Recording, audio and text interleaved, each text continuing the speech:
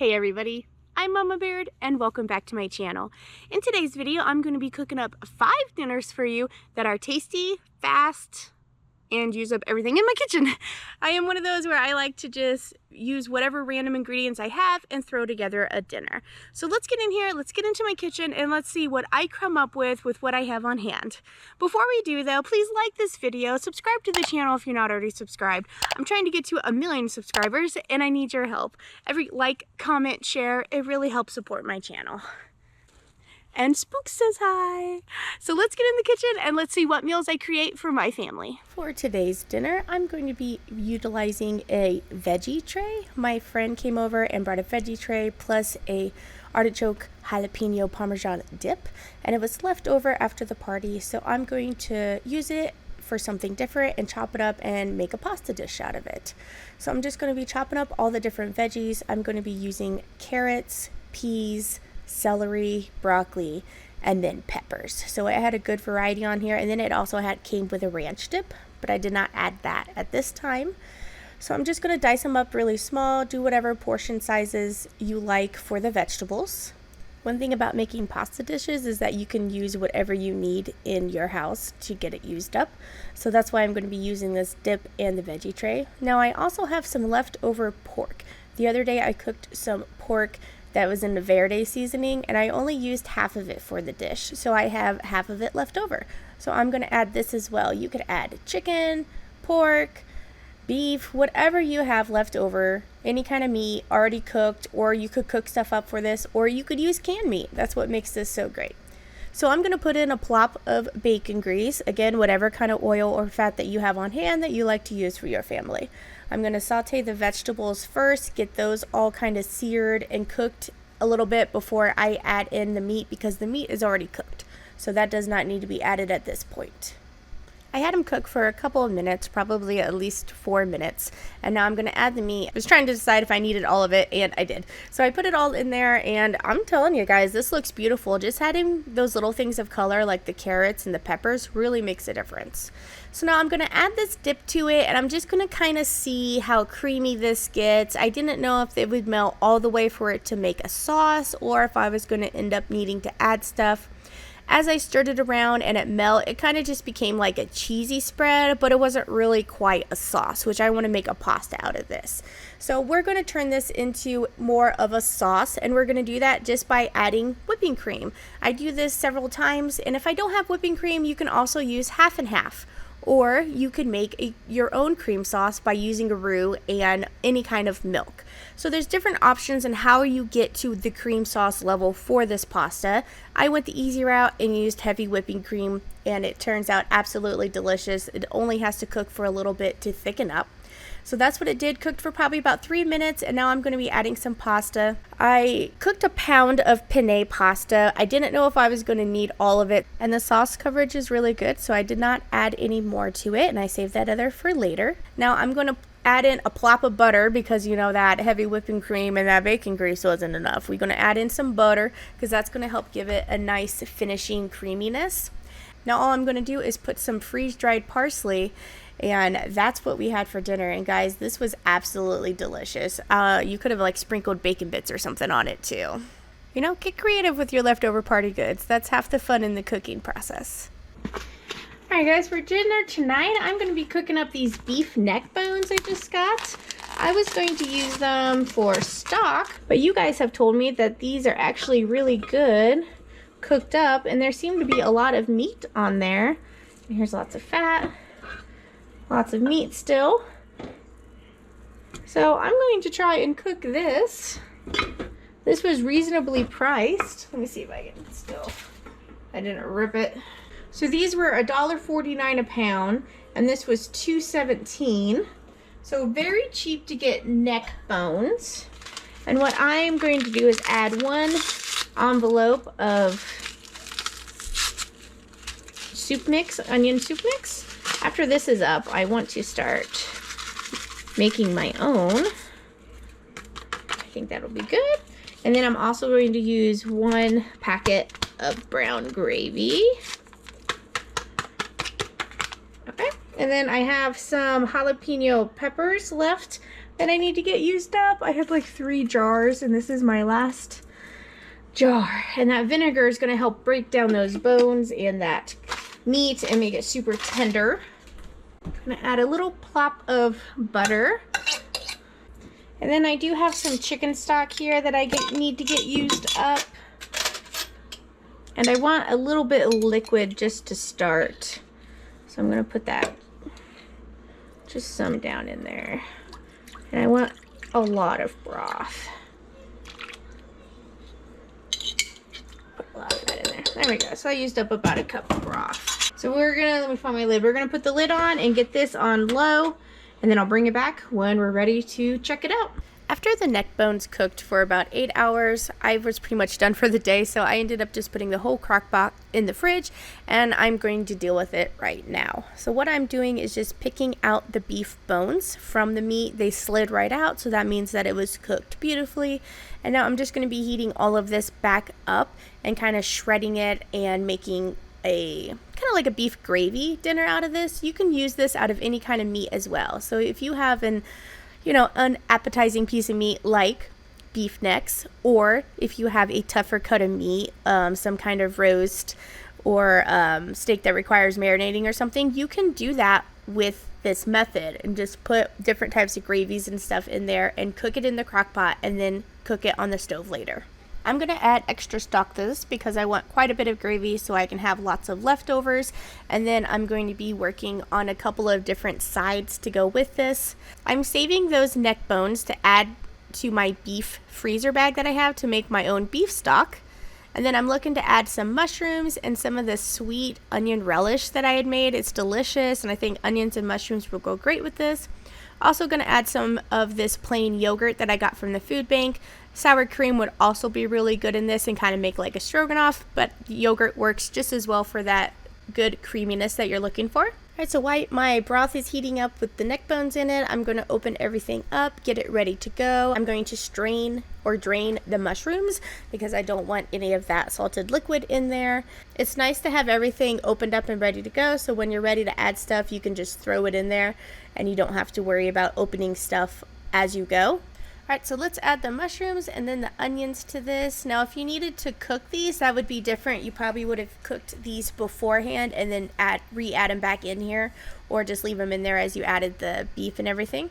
So I'm going to mix all those up, let those get hot, and now I decided to add a slurry to this. So you could use cornstarch, but I'm using flour at this time, and the flour is something that you could make a roux out of to make the gravy thick, or you can always add it later as a slurry, as long as it boils or cooks in some way to get all that floury taste out and get that flour cooked. So since our liquid's going to be hot and we're going to be boiling it for a little bit, I decided to use flour. But like I said, cornstarch is also a good option for a slurry. So I'm going to mix that around, make sure it gets nice and incorporated and get thick, because as soon as it starts boiling and stuff, it's going to thicken up on you.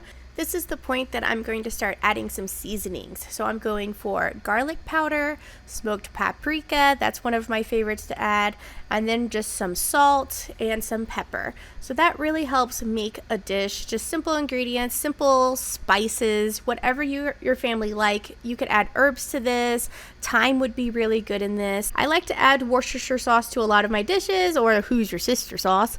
So I added a splash of that. I feel like that really adds a good depth of flavor, especially to beef dishes. So now I'm going in for the yogurt. I'm just going to pour it straight in there. I ended up adding about a cup or so, but this is the thing about eyeballing, is you just add a little bit, stir it around, and be like, that doesn't look quite light enough for me, so not creamy enough, so I'm going to add a little bit more. Now you could be using sour cream, you could be using buttermilk, you could be using, this is the non-fat yogurt, so anything like that is really going to help add a creaminess and kind of lighten up this heavy beef dish. I'm going to be working on the sides now, so what I have planned is I have some leftover mashed potatoes that I'm going to reheat, and then I got some mashed potatoes frozen from the food bank, and then I'm going to be using some frozen spinach to add in there, just to kind of add an extra veggie in there, and I'm just going to mix it in with the mashed potatoes and just cook all that in the microwave. So I'm just kind of stirring this. You can see it's starting to thicken up now that it's really coming to a boil, so you want to keep an eye on it. And then I cooked that for about 5 minutes, and then everything in the microwave heated up. We have the mashed potato, sausage, gravy, spinach mixture, and then I'm going to be putting corn on top of it.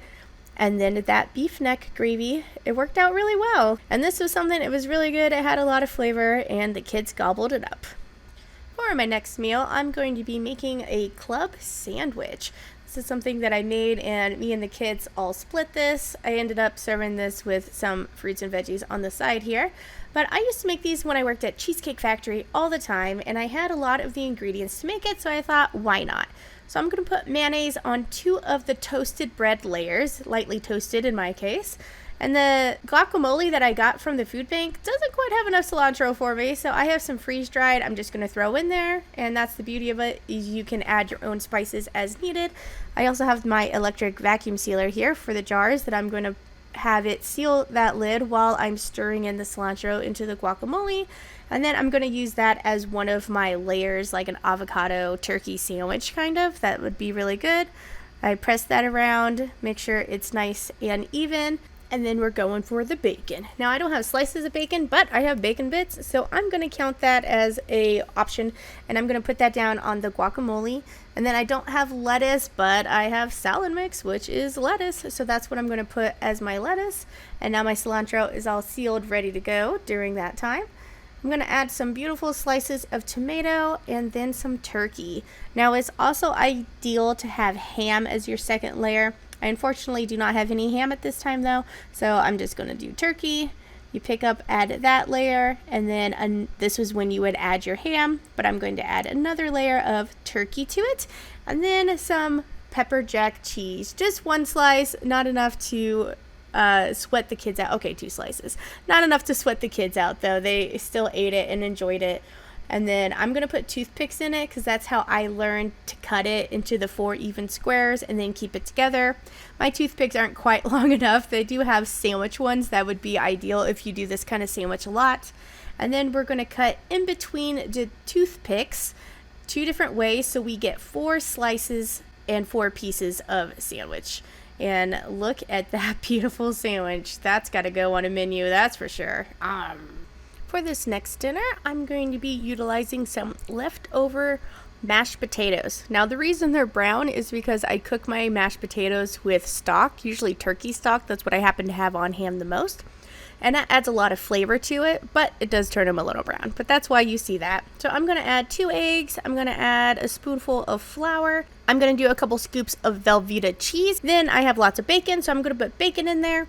And then I have this seasoning. It's Kinder's Buttery Garlic Steakhouse. It's really good, and I've been adding it to a lot of things, so I'm going to put some extra seasoning in there as well. So I'm throwing in some bacon grease, letting that get hot. I'm going to use my cookie scoop to make sure they're all uniformed. It is going to be beneficial if you have a thing of water you can dip it in or push it down. That way it's not going to be as sticky for you. That's a little trick if it gets to be a little too sticky. Just keep it cooking in the grease. Potatoes do absorb a lot of grease, so once you go for another batch, you are going to have to add some more of whatever grease you're using. Go ahead and give this a flip. I think this is a beautiful golden sear color. I love cooking in my cast iron skillet. I'm going to hit it with some kosher salt. At this point, you can also wait till you pull them off if you would like. I think potatoes love salt, and it's really going to need extra salt in it, especially for the finish. Now, if you're trying to eat less salt, obviously don't do this. Cook to what works for you guys. If you see this and be like, ooh, instead of bacon, I'm going to use Canadian bacon or whatever, adapt recipes to what you like, to what you have on hand and what you can eat. That's what it's all about. I'm going to go ahead and start the next batch and make a bunch of these because the kids usually eat a couple. But this is what we had for dinner. I just made potato pancakes for dinner, and let me tell you, it was delicious. For this final dinner, I'm going to be making another cream sauce, but this is going to be a cheese one. I'm going to be making some homemade mac and cheese. So I have some diced peppers and onions I'm looking to use up, so I'm going to use those first. I got some oil in there that I'm just going to be cooking them till they're a little translucent. I cut up a couple of Polish sausage links that I had left over from the barbecue, and I only had a couple of them, not enough for everybody, so I'm trying to stretch that out, so that's what I chose to add. And then I have garlic that I'm adding to it. This pasta is what I'm choosing to cook as my noodles for this dish. Now that I have the onions, peppers, and sausage all cooked up, I'm going to get that out of the pan and reuse the same pan. I have cheddar cheese over there, is what the cheese of choice I'm going to be using. I'm going to be cooking with heavy cream. I have some I need to use up, and like I said, it makes a delicious cream sauce. So I'm just going to pour that straight in the pan. Make sure I'm scraping the pan with the spatula to get up any crusty bits that are on the bottom of it. Now you don't want this too hot or else it will scorch. And now I added the cheese in there, and I'm just kind of mixing it around until all that cheese is melted. It could be any kind of cheese, guys. I think pepper jack cheese would be fantastic in this. Make like a spicy mac and cheese. If only I didn't have kids, right? But now I'm going to be adding the pasta in there, and like I got pushing it a little bit in my pan here, but it all fit. So I'm going to add the pasta, and then I'm going to add all the fixings back in. We're going to mix this all together. As it sits, it'll thicken up, so it'll become a nice thick cheese sauce. Now to finish it off, I'm going to be adding some fresh freeze-dried parsley, because I love fresh parsley and things, and even dried parsley. It just makes everything pop and gives it such a fresh flavor. And that is what we had for dinner. And just like that, we have some simple, easy meals that I make in my kitchen based on what I have on hand. Thank you so much for watching. I'll catch you next time on Mama Baird's.